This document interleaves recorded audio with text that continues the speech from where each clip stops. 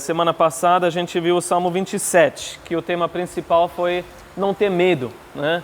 Não tenha medo, principalmente porque Deus é tão grande, né, em relação a tudo que a gente possa enfrentar.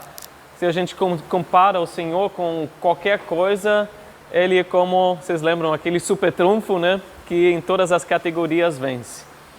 Mas a gente deve ter o desejo ardente de permanecer em Jesus, como Davi teve, permanecer na casa do Senhor e buscar a face do Senhor. E a recompensa é sempre grande quando a gente se dedica a isso.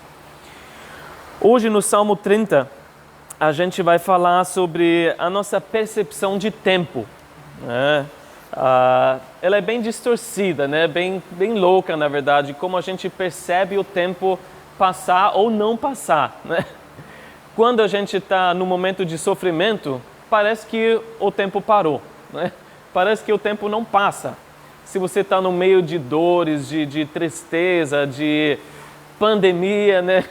Parece que as coisas vão continuar daquele jeito para sempre. Você às vezes não tem nem perspectiva. Mas quando, para o outro lado, a gente está num tempo feliz, né? E a gente está com amigos, familiares, né? De repente está num churrasco, sei lá, o teu time ganha, não sei o quê. E você tem um tempo de descanso, você tem, de repente, férias, né? E tirando todo o estresse do trabalho, de repente é como um flash, né? Caramba, já passou esse tempo, né? Não, foi o mesmo tempo, né? De repente que você estava acamado em casa, foi aquele tempo de descanso, mas o tempo bom parece passar tão rápido e a gente gostaria de segurar ele, mas o tempo passa. Mas a gente precisa, para ter consolo, um reajuste divino, né, da nossa percepção de tempo, do nosso entendimento de tempo, e realmente enxergar, e através desse salmo a gente vai enxergar que Deus tem bons propósitos por trás do tempo, né? Por trás daquilo que a gente vive, às vezes lentamente, às vezes bem rápido. Vamos ler os primeiros 3 versículos em que Davi lembra, né, de libertação no passado. E aqui tem até um título, Salmo, Cântico para a Dedicação do Templo Davídico. E na verdade, templo aqui fala casa, a gente não sabe se foi a casa de Deus, né, o tabernáculo, ou a casa de Davi, o palácio. Pode ter sido as duas formas, mas a gente vai ver como Davi quer ressaltar que Deus fez grandes coisas. Não ele erguendo o palácio, ele trazendo o tabernáculo para Jerusalém, mas Deus fez grandes coisas. Olha só, versículo de 1 a 3. Eu te exaltarei, Senhor, pois tu me reergueste, e não deixaste que os meus inimigos se divertissem à minha custa. Senhor meu Deus, a ti clamei por socorro, e tu me curaste.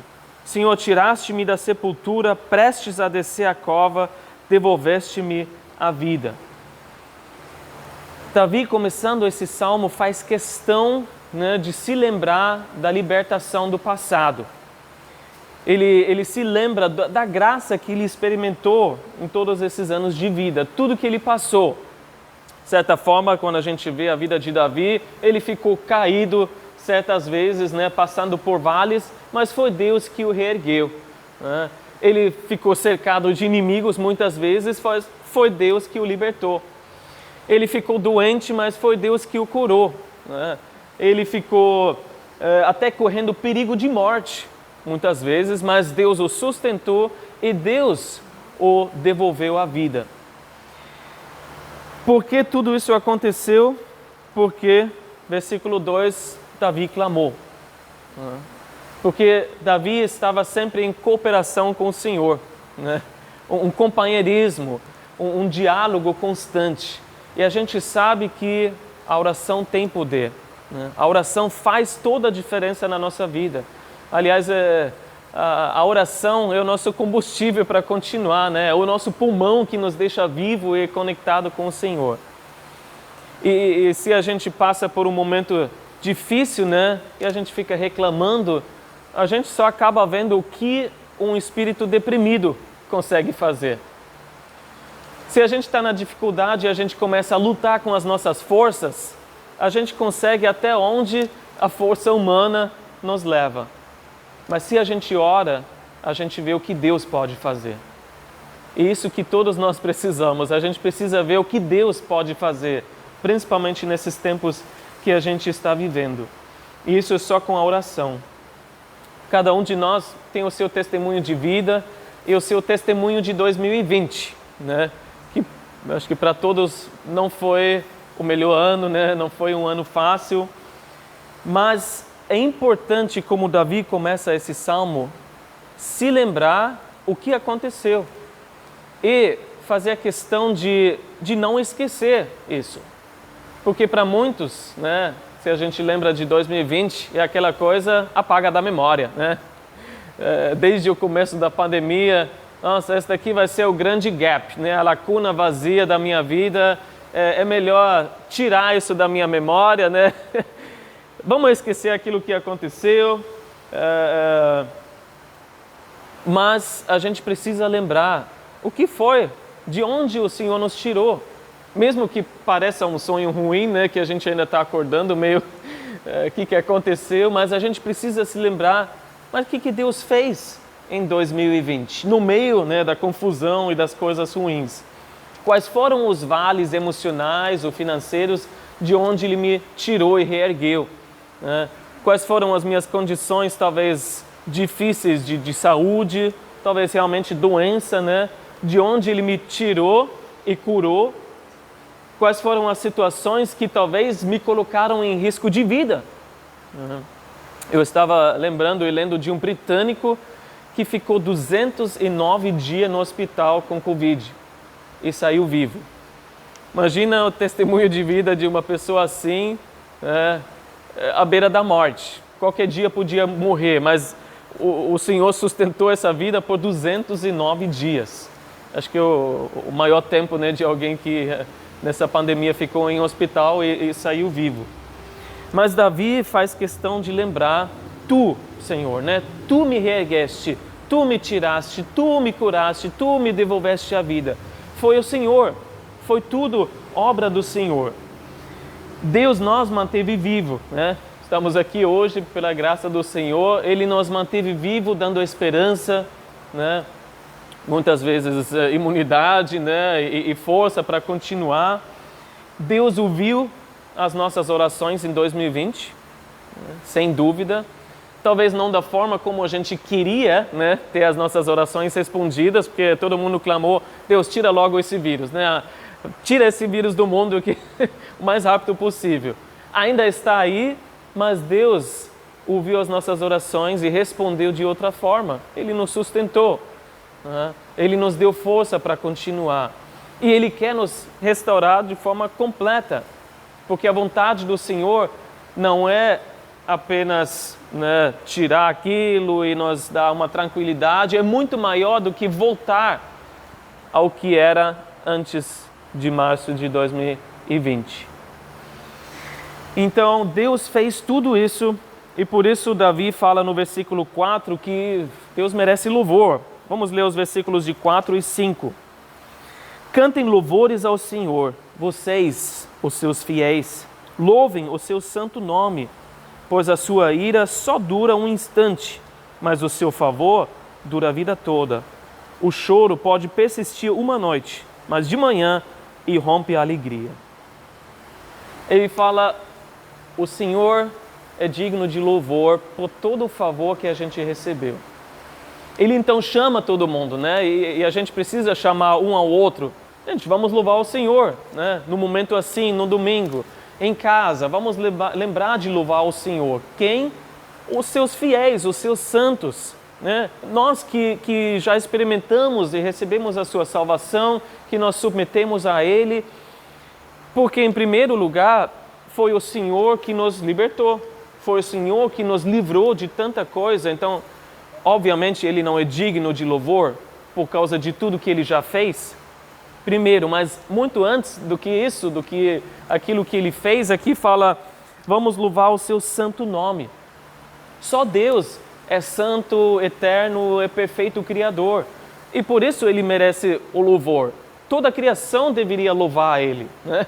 E isso, na verdade, é missão, né? A gente levar todas as pessoas que ainda não louvam ao Senhor diante do trono, prostrado, louvando o Senhor. Então, toda a criação deve louvar o Senhor simplesmente porque o seu nome é santo, né? E quanto mais nós que somos os seus santos, né? Porque Ele já nos santificou, já nos aperfeiçoou em si, né? Nos chamou para ser totalmente dele, quanto mais nós.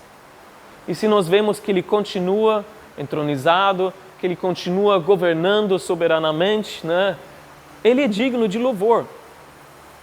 Mas aí a gente entra, né, no nosso tópico principal, versículo 5, que tem outra razão por qual Deus merece o nosso louvor. E isso é que o tempo com Deus é totalmente diferente. O entendimento de tempo que Deus tem é diferente do que o nosso. Pedro até fala isso em 2 Pedro 3, versículo 8. Ele fala, não se esqueçam disto, amados, para o Senhor um dia é como 1000 anos e 1000 anos como um dia. Deus não é preso no tempo como nós. Para Deus o tempo é relativo, né? Um ano é como um dia é como 1000 anos, 1000 anos como um dia. Deus não está preso ao tempo como a gente está. Ele existe fora de tudo isso. E Pedro continua falando, mas apesar de tudo isso, Deus continua sendo fiel em cumprir as suas promessas. Ele é paciente. O tempo sempre serve os bons propósitos de Deus. Mesmo que para nós possa parecer que o tempo, né, parece que não está andando, ou então está andando rápido demais, Deus tem uma outra forma de pensar sobre o tempo, de contabilizar o tempo, de lidar com o tempo. E uma vez que a gente tem esse entendimento correto, né, que o tempo é realmente relativo e Deus tem os bons propósitos, a gente tem consolo. Porque só esse versículo 5 nos dá muito consolo, né? O choro pode persistir uma noite, mas de manhã irrompe a alegria. Moisés também falou, no Salmo 90, versículo 12, Senhor, ensina-nos a contar os nossos dias para que o nosso coração alcance sabedoria. A gente precisa lembrar que o foco de Deus é diferente. A gente tem que saber que a nossa vida é 80 mais anos, né, como Moisés fala, mas isso não pode ser apenas o nosso foco, porque Deus foca na eternidade, né? Ele vê tudo já diante de si, como se fosse o presente. A gente não pode, no presente, apenas focar nas coisas ruins, mas realmente enxergar como a gente foi presenteado por Deus com tantas coisas e está sendo presenteado por Ele continuamente. É até a graça de Deus, eu estava meditando nisso, né? Que Deus fez o nosso cérebro de uma forma que a memória, né? Na memória geralmente ficam mais fortemente as lembranças boas, né? Da tua infância, né? Juventude. Assim, de primeira você lembra das coisas boas. E Deus fez a nossa memória, né, de um jeito, o nosso cérebro de um jeito, pela sua graça, que a gente mais fortemente lembra das coisas boas e não das coisas ruins. E ele fala que, bom, existe, né, a ira de Deus, versículo 5. A ira só dura um instante. Na linguagem do Novo Testamento, a gente poderia falar a correção de Deus, a disciplina de Deus dura só um instante. Porque Deus nos ama demais para a gente continuar num caminho ruim, né, destrutivo, que nos leva para longe dele. Ele vai fazer alguma coisa, ele vai intervir, né, nos disciplinar para nós trazer de volta. Mas para a gente, a disciplina é sempre assim, parece um período sem fim. Como aquela criança, aquele adolescente, né, que o pai fala, agora você vai ficar 1 semana sem videogame. Parece um século, né? Não faz isso, né? 1 segundo sem videogame já seria castigo demais, mas 1 semana. E às vezes a gente passa por um momento de correção, de disciplina, e para a gente parece que nunca vai passar, né? Isso daí, jamais eu vou sair dessa. Parece que tiraram meu videogame, né, como adolescente. Mas a realidade, Deus fala, é que é só um instante. É como o sopro que já passa, né? Lembra que aquilo que eu faço é para seu bem. Nessa história toda que eu tenho com você, é apenas um instante. E o que predomina é a minha graça. Se você olha para trás, você vai ver graça sobre graça. Se você olha, você vai ver que a minha graça é para a vida toda. A correção pode permanecer um instante, um momento na sua vida, mas para o seu bem, e a graça continua a vida toda.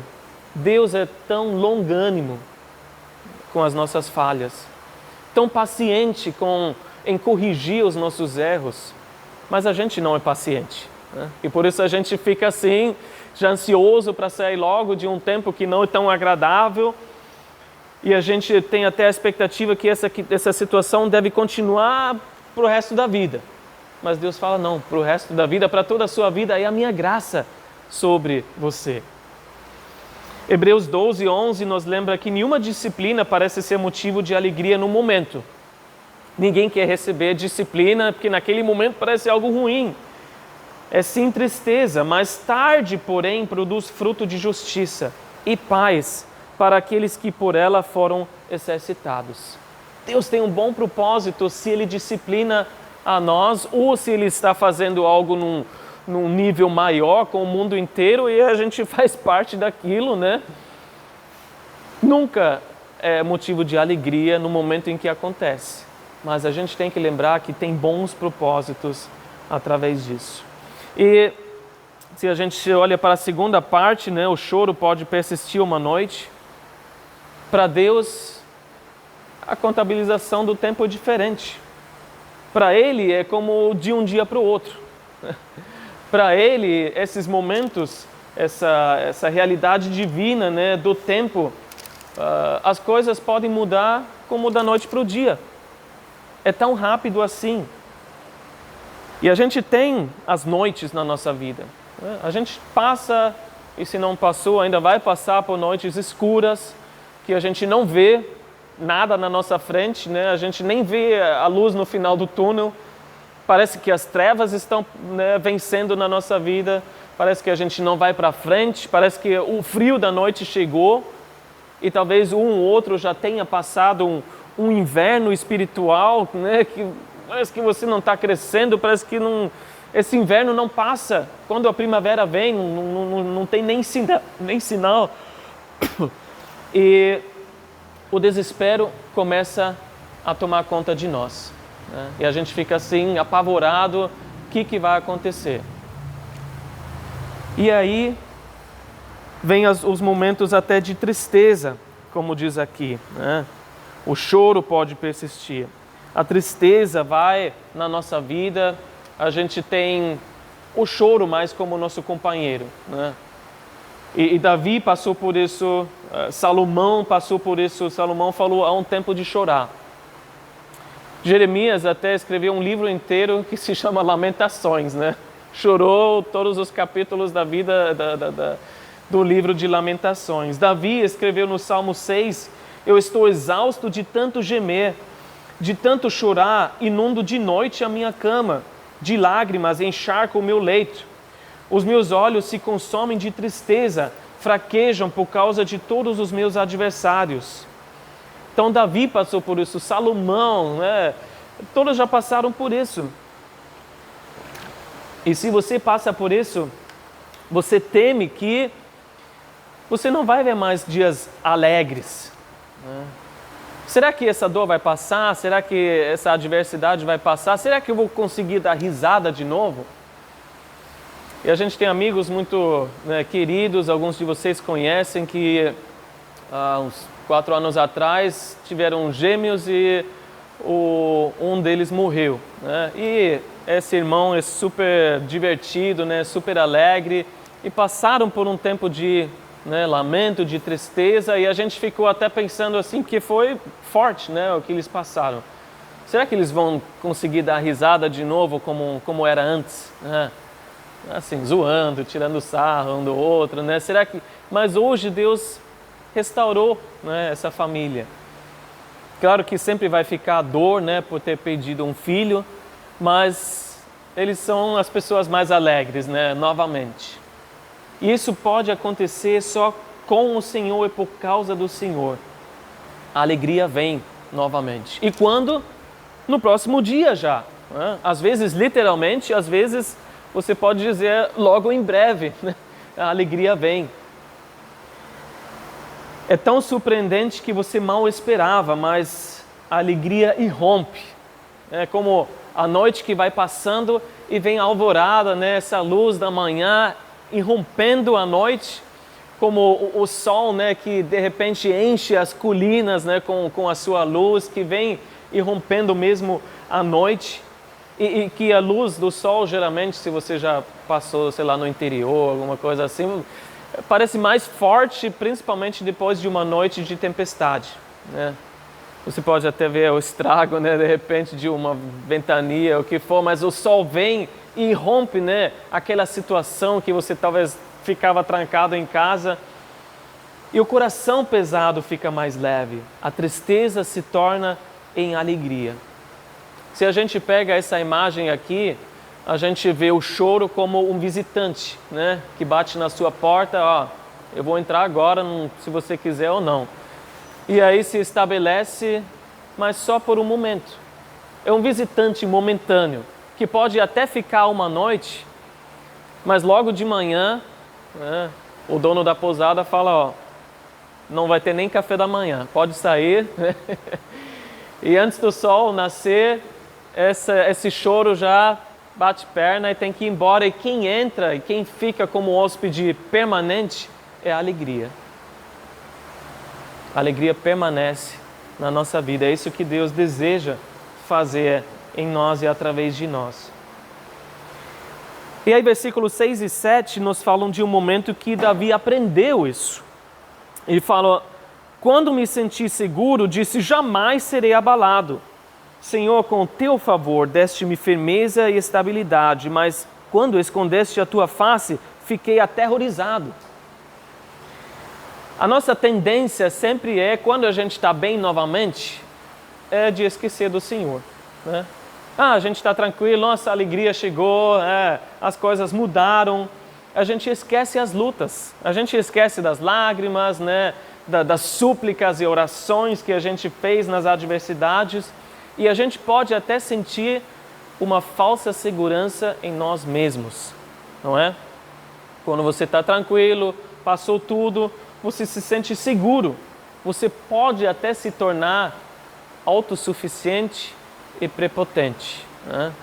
Agora estou de boa, né? Agora estou tranquilo, e você pode até perder a sua humildade. Pensar que agora, aqui para frente eu me viro sozinho, né? Eu já não preciso mais de Deus tanto quanto eu precisava nessa adversidade, né? E aí você perde a dependência do Senhor. Uma tradução até fala, na minha prosperidade, eu falei. Porque geralmente quando a gente não sente falta de nada, a gente começa a esquecer de Deus. Quando tudo está suprido, né? Você fala, pode até pensar que a prosperidade vem por causa da sua força, do seu trabalho, né, do seu desempenho. E aí você esquece o que Deus fez. Foi essa a realidade do povo de Israel quando entrou, sabe, aquela geração que depois nasceu no deserto e realmente entrou na terra prometida. Deus falou em Deuteronômio, cuidado, gente, quando vocês entrarem nessa terra boa, para não se esquecer de mim. Porque eles já encontraram tudo pronto lá. Olha o que Deus falou em Deuteronômio 6, 10 a 12. O Senhor, seu Deus, os conduzirá à terra que jurou aos seus antepassados, Abraão, Isaque e Jacó, que daria a vocês terra com grandes e boas cidades que vocês não construíram, mas casas cheias de tudo que há de melhor, de coisas que vocês não produziram, com cisternas que vocês não cavaram, com vinhas e oliveiras que não plantaram. Quando isso acontecer e vocês comerem e ficarem satisfeitos, né, prosperidade, aí tenham cuidado. Não esqueçam o Senhor que os tirou do Egito, da terra da escravidão. Se lembram é na minha prosperidade, Davi falou. Quando me senti seguro, aí o que eu falei, jamais vou me sentir abalado. E ele esqueceu que só foi o favor, a graça de Deus que o sustentou. Que o segurou todo aquele tempo. Ele tinha firmeza e estabilidade na vida dele por causa da graça de Deus, não por causa da sua força, por causa da sua inteligência, né? Por causa da sua capacidade. E da mesma forma, nós dependemos de Deus e da graça de Deus. A gente não pode esquecer disso. Independente se os momentos mudam para nós, fica tudo melhor, a gente continua dependendo da graça de Deus. É o que Paulo falou em 1 Coríntios, eu sou quem eu sou pela graça de Deus. E ele falou, assim aquele que julga está firme, cuide-se para que não caia. Né? Você está bem, está firme? Me sinto seguro. Então toma cuidado para não esquecer de Deus e perder a sua dependência dele. Porque, versículo 7, Deus teve que esconder a sua face de Davi por um momento. Antes, Davi se sentia forte. Né? Eu estou seguro, eu estou tranquilo. Aí foi como se Deus tivesse tirado, né, a sua presença, não está mais assim da mesma forma com Davi, ele ficou o quê? Aterrorizado. E da mesma forma, Deus nos deixa sentir, às vezes, por um momento só, o que nós seríamos sem Ele. Isso assusta demais, né? De repente, Deus tira uma coisa que a gente achava que é nossa, né? E a gente fala, eu não sou nada, eu não tenho nada. Eu preciso de Deus. De repente a gente fica assustado e a gente acorda. E a gente começa a buscar Deus de novo. A gente começa a depender dele de novo. E infelizmente, a gente precisa de momentos assim. De desconforto, de insatisfação. Porque a gente tem a tendência em nós de não orar. Tanto quando tudo está bem. Na prosperidade, você oferece menos orações, né? Você clama menos. Mas a gente ora mais fervorosamente quando as coisas apertam. É só você pensar como você oraria por um dedo inflamado. Né? Deus, cura esse dedo, está me incomodando, amém. Ou como você oraria se você recebesse a notícia que você tem um câncer. Aí, de repente, gente, eu preciso de oração, vamos orar, vamos todo mundo orar, eu recebi uma notícia péssima. A gente ora de forma diferente, né, quando as coisas apertam. E a gente precisa desses momentos, infelizmente, às vezes, em que Deus vai permitir certas coisas para acordar as nossas vidas. Ou para acordar o mundo inteiro. E, com certeza, a pandemia tem sido um toque de acordar, né, para o mundo inteiro. E principalmente para a sua igreja, para orar. Nós precisamos orar e a gente não ora quando as coisas estão tão tranquilas. O mundo com certeza estava mais próspera, estava mais tranquila antes da pandemia, né? Mas quando as coisas se reduzem de repente para apenas coisas essenciais, como a gente tem novamente, né, fim de semana, depois das 8, coisas essenciais, a gente começa a refletir de novo. A gente começa a reavaliar a nossa vida e a gente começa a voltar para Deus. O pastor, autor, comentarista Warren Wiersbe falou que a prosperidade sem humildade leva à adversidade. Prosperidade sem humildade, nada contra a prosperidade, Deus nos prospera, Deus nos abençoa, mas sem humildade vai levar à adversidade. Em que Deus vai ter que permitir certas situações adversas para nós acordar. Sempre quando Ele tem um bom propósito nisso, Ele vai falar, bom, meu filho vai sofrer um pouco, mas eu sei o que isso vai causar. Então eu vou nesse caminho que vai ser o maior benefício para ele. Porque quando essas coisas acontecem e a gente volta a ficar dependente dele, a gente volta a buscar Ele, a gente volta a orar, aí Deus fala, é assim que tinha que ser desde o começo. Realmente, em momentos difíceis, pessoas desesperadas fazem orações desesperadas, buscam, né, Deus desesperadamente. Mas eu creio que Deus não precisa fechar o registro completamente, né? As coisas não precisam piorar para a gente buscar a Deus. A gente pode decidir hoje, né, que eu vou depender de Deus novamente. Eu vou buscar Deus novamente. As coisas não precisam piorar para... Até, de repente, no começo da pandemia, não sei como foi o seu tempo de oração, e de repente nada mudou tanto assim. Não estou sendo atingido pessoalmente de uma forma tão direta. E aí a gente se pergunta, mas o que mais Deus tem que fazer para levar a gente à oração, né? O que mais tem que acontecer nesse mundo para a gente acordar e falar, não, eu preciso orar mais, eu preciso depender mais de Deus. E Davi fez isso. Nos versículos de 8 a 10, ele fez uma oração desesperada. Ele fala, a ti, Senhor, clamei, ao Senhor pedi misericórdia. Se eu morrer, se eu descer a cova, que vantagem haverá? Acaso o pó te louvará? Proclamará a tua fidelidade? Ouve, Senhor, e tem misericórdia de mim. Senhor, se tu o meu auxílio. Situações adversas nos fazem clamar, né? De repente a gente ora como a gente não ora normalmente. Há mais intensidade, há mais fervor, há mais paixão, né? Há mais urgência. E Davi aqui, né, praticamente orou por misericórdia, porque ele sabia que a gente estaria consumido se não fosse pelas misericórdias do Senhor. Elas se renovam a cada manhã. A alegria, né, batendo na nossa porta a cada manhã.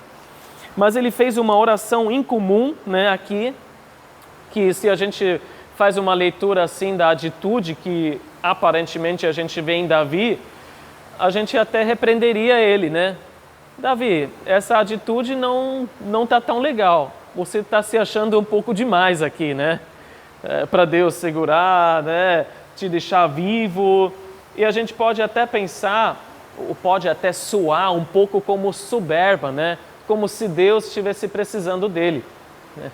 E às vezes as pessoas, a gente mesmo pode ter esse tipo de atitude, né? Pensar que Deus só estava esperando alguém como eu, com as minhas capacidades, né? O que Deus faria sem mim, né? Tudo que eu sou capaz de fazer no reino de Deus, né? Ele pode estar feliz para ter alguém como eu. Mas a gente sabe, lembra rapidamente, que ninguém é insubstituível no reino de Deus, né? Todos nós podemos ser substituídos porque Deus não deseja alguém com muita capacidade e orgulhoso, mas Deus deseja alguém que é pronto para aprender com Ele e humilde. E isso a gente até vê no reino de Deus uma dinâmica tão legal, quando Deus pega os seus servos de um lugar e coloca em outro lugar. E vocês que têm missionários como amigos e tudo mais, às vezes que ficaram um tempo conosco, né, sempre triste, mas por que Deus está levando essa pessoa para longe, né?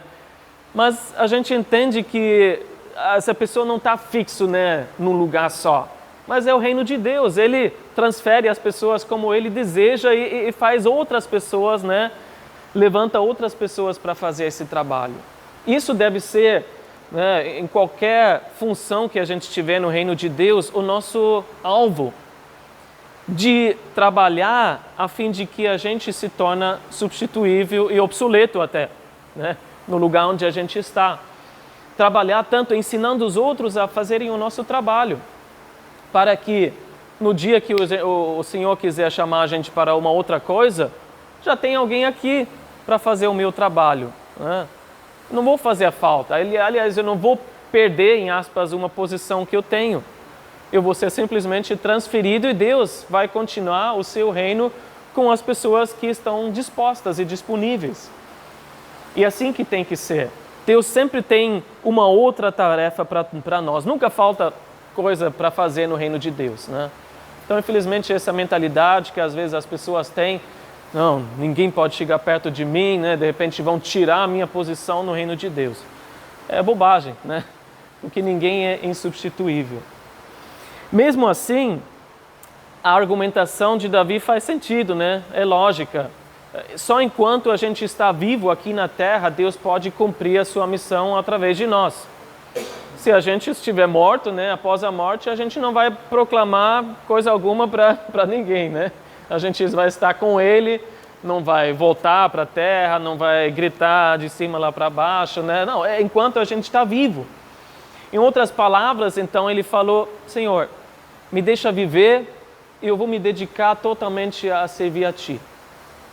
É mais ou menos as palavras de Martinho Lutero, né? Quando naquela tempestade, né, ele tinha outro rumo na vida, mas ele falou: Senhor, me salva dessa tempestade, eu vou Te servir como monge no monastério. Ele fez isso e a gente sabe, né, toda a história que aconteceu depois disso. Mas será que nós temos essa convicção de urgência, né? Eu não sei quanto tempo eu tenho, mas enquanto eu viver, eu quero me dedicar ao serviço do Senhor. Eu quero me dedicar aos louvores, eu quero me dedicar a proclamar o Evangelho da graça de Deus. É essa a atitude que a gente deve ter. E talvez, né, não sou o melhor para dar a minha avaliação sobre isso, mas talvez essa pandemia e até entrando, de certa forma, em pós-pandemia, seja uma janela de oportunidades únicas que a gente só vai ter nesse período agora.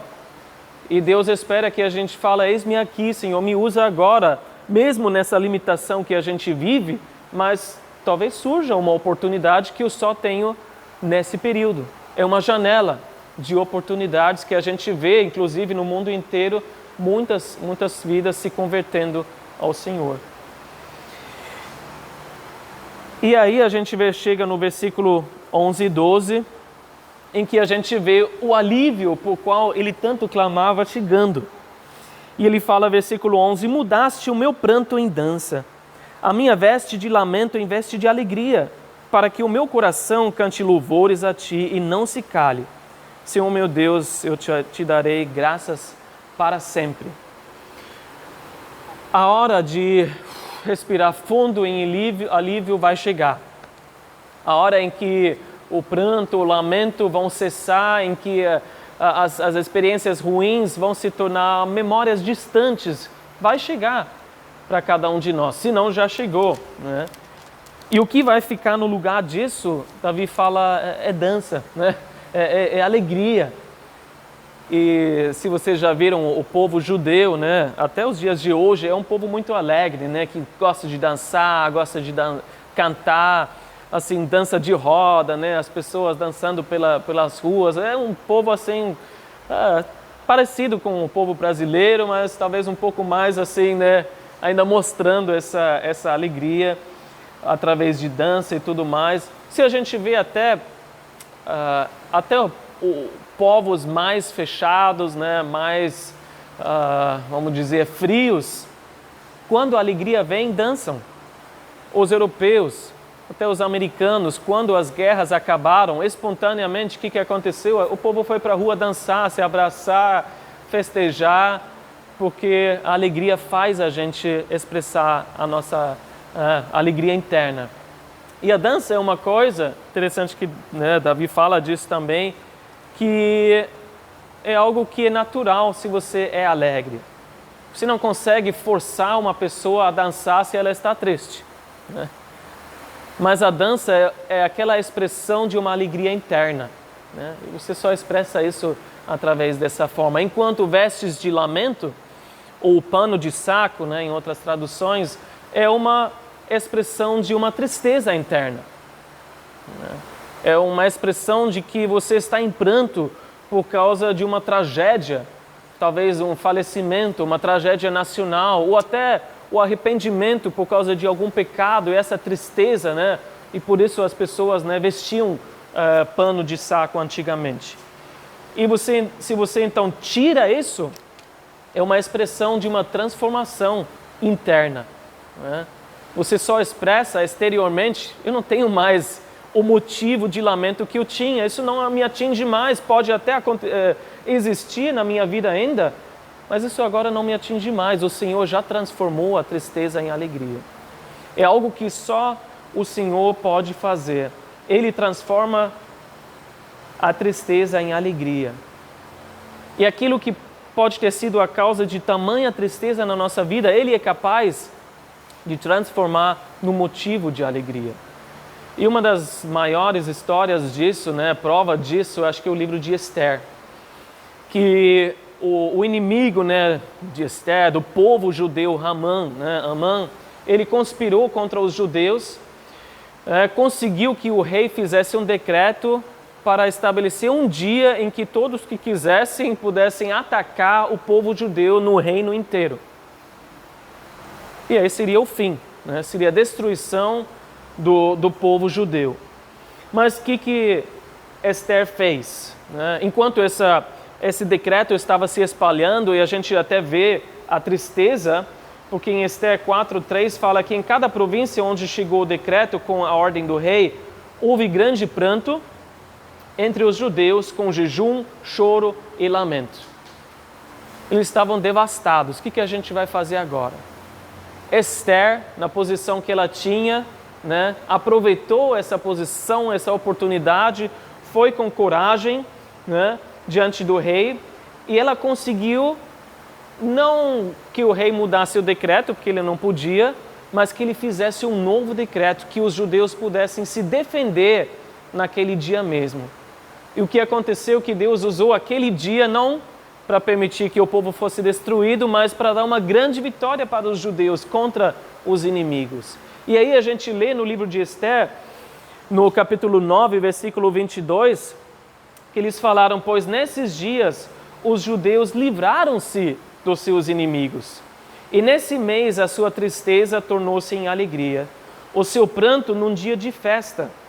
Escreveu-lhes dizendo que comemorassem aquelas datas como dias de festa e de alegria, de troca de presentes e de ofertas para os pobres.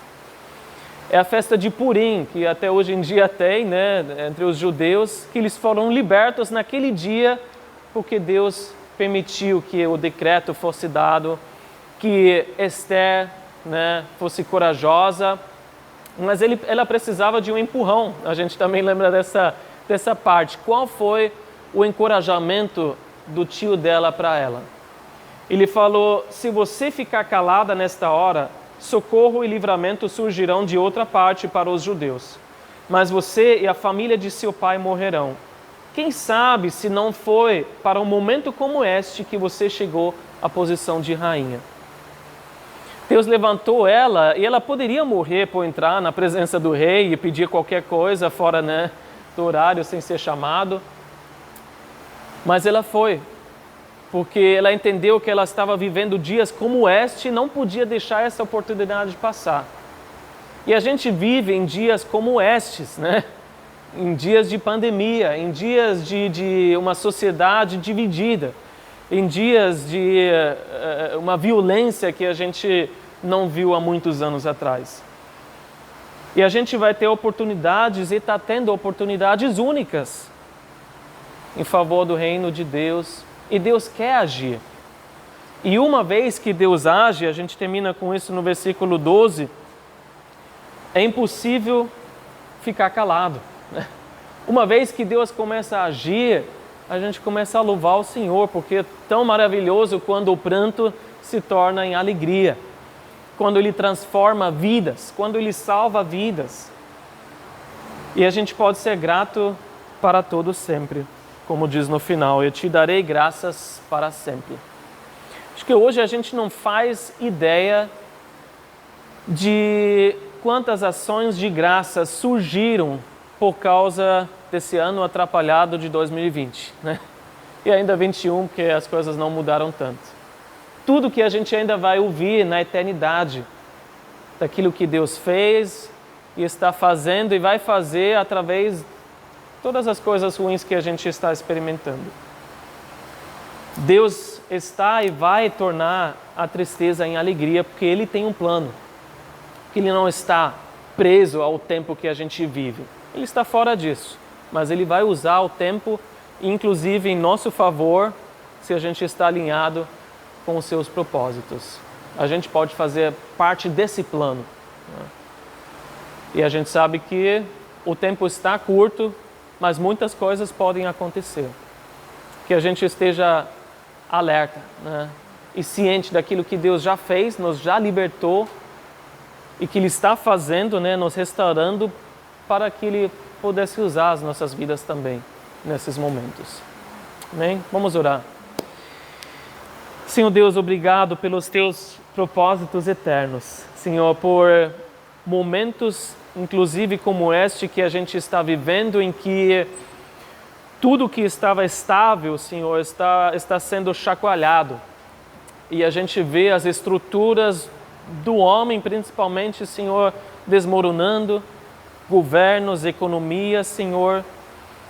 E a gente fica no meio de tudo isso, fica de certa forma assustada, Senhor, até com medo talvez, mas ao mesmo tempo a gente vê que o Senhor tem um propósito através desse momento que para nós qualquer lockdown, qualquer restrição de direitos que nós temos, parece um século, parece que não passa. Mas em toda a história, isso é apenas um instante, isso é apenas um momento que o Senhor, inclusive, está usando também para os Teus propósitos.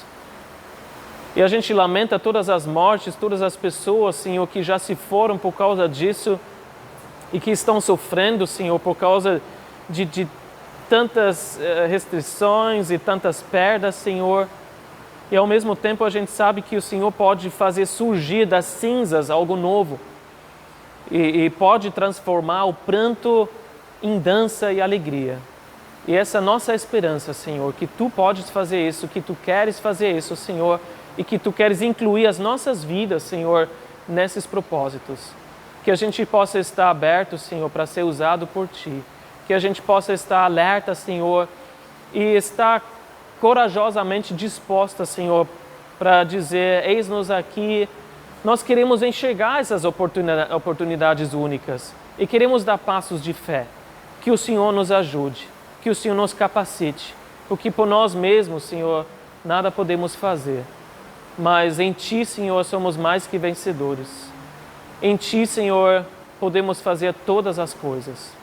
Então nos usa, Senhor, como indivíduos, como igreja, para fazer a diferença, Senhor, nessa sociedade, nesse momento em que a gente vive. E toda glória, todo louvor sejam a Ti, Senhor. Queremos Te agradecer e render ações de graças para todo sempre. Em nome de Jesus.